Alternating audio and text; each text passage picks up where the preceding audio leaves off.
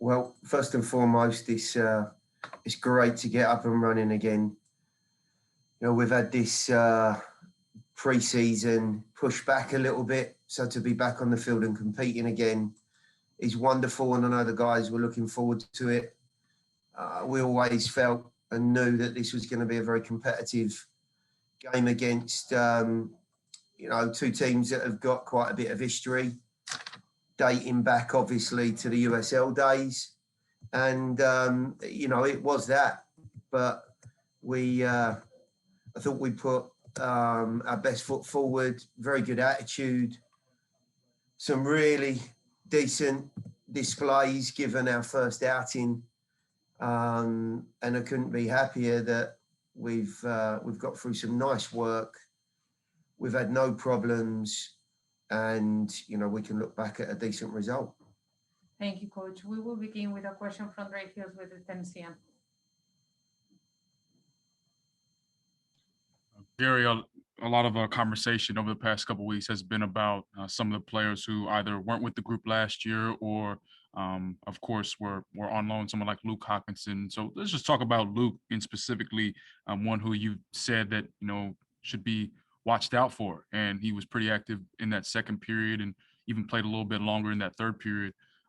What's his pathway like now since he started in this manner for this game going into the first game of the preseason? What's his ceiling for this preseason? How much can he accomplish? Well, first and foremost, these preseason games, some guys take a little bit more time to find their feet and to get into what might be classed as their natural playing stride.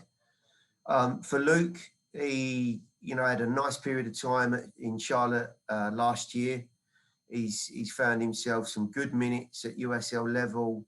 He knows what it's like to be a professional, and he's come in the first 10 days and made a really nice impression. I think the first outing that he's had here with the group will surely have some real tension and nervous energy about his display. He's not competed against another team in a Nashville shirt. He's not played and competed with any of the players around him in a Nashville shirt. And I think there were one or two signs of that today. He's showed terrifically in training where he's comfortable, and he's worked with these bodies now for a period of time. But, his pre-season is all about finding his way in these competitive games. And there was a nice foundation here today. Do I think he's capable of more? And is he going to be and possibly offer the type of qualities and creativity that we're after? I believe so. But, this is part of Luke's process and pathway. Ben Wright with a question from Broadway Sports. Yeah, Gary, obviously it's early in preseason and things can change. But just from your standpoint, is that starting lineup that we saw in the first period close to your first choice at this point? And then also, just can you give updates on John Cadiz and Daniel Rios, who we didn't see tonight?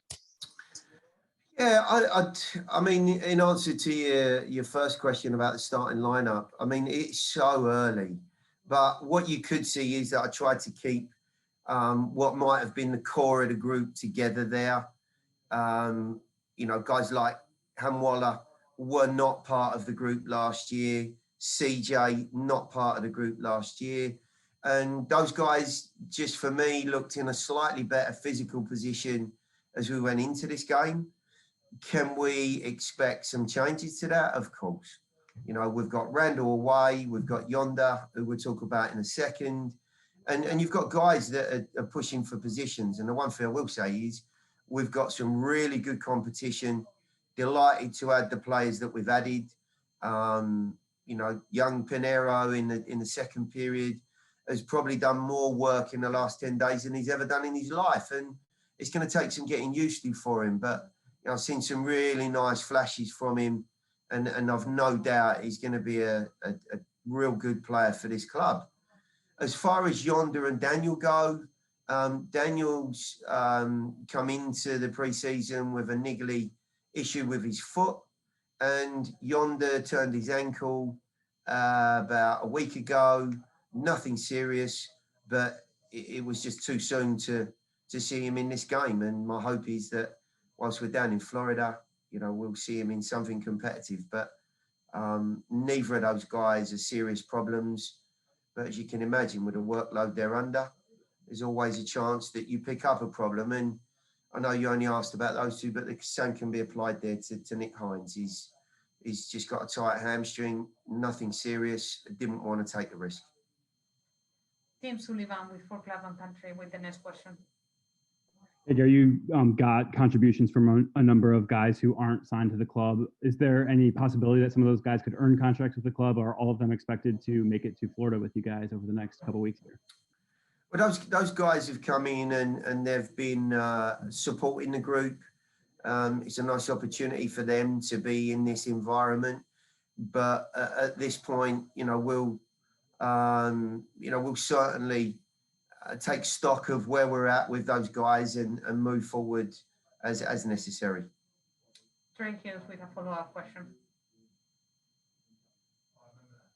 Gary, of course, a striker we did see a little bit was Dominic Badji, and of course, dating back to the end of the year, he had that problem with his hamstring. What's it going to take for him to get back to what you expected from him and what you believe in him as a quality striker for you in this preseason, especially as you guys go down to Florida? Well, the whole point of adding someone like CJ to an already decent front line was to continue to have competition. We had one or two issues last year with injuries that actually found us without a forward at certain points in the season. And I don't think anyone wants to be in that position. We've now got some very, very nice options. And you can see already with two forwards out, we've still got three very, very capable individuals. And Dominic's one of those guys. He's in good shape. He's worked hard for the last 10 days.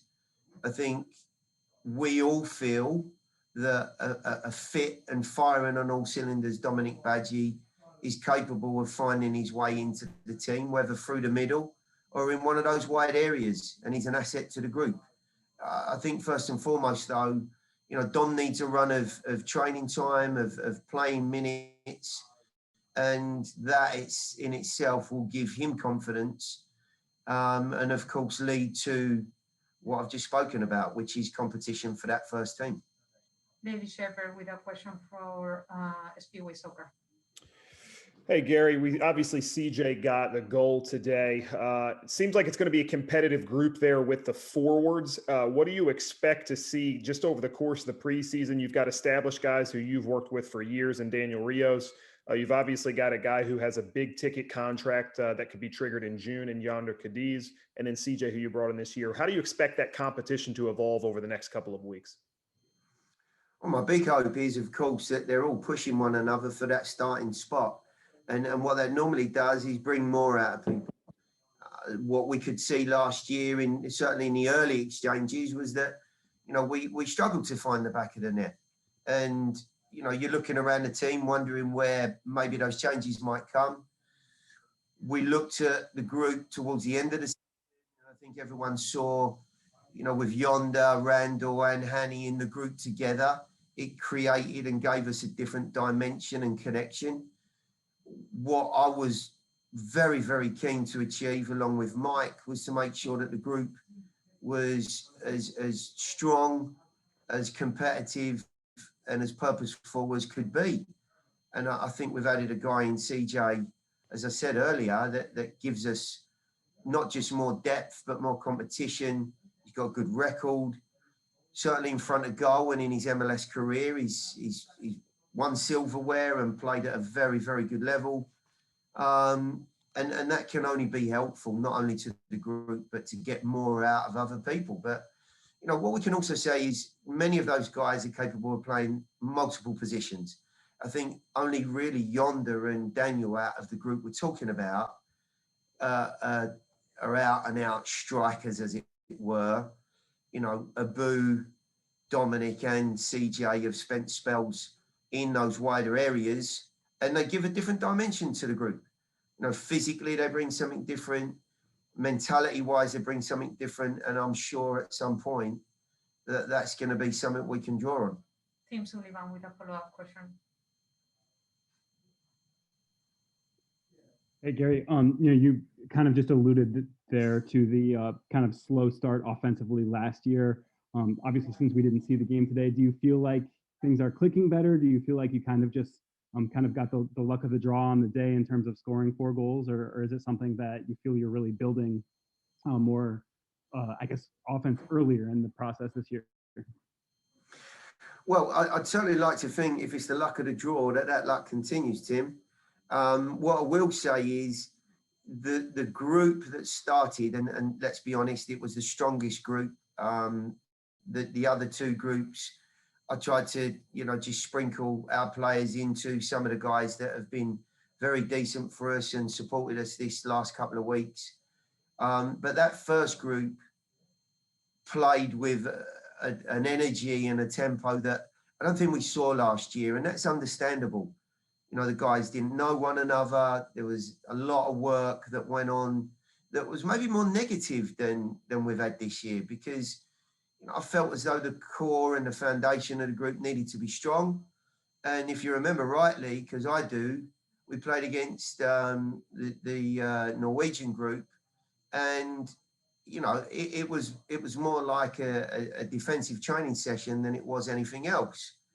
And that served us well, but we've taken some very positive strides, and throughout what was an incredible season for many different reasons, I think the guys have come back in not only with real energy and passion, but also a sense of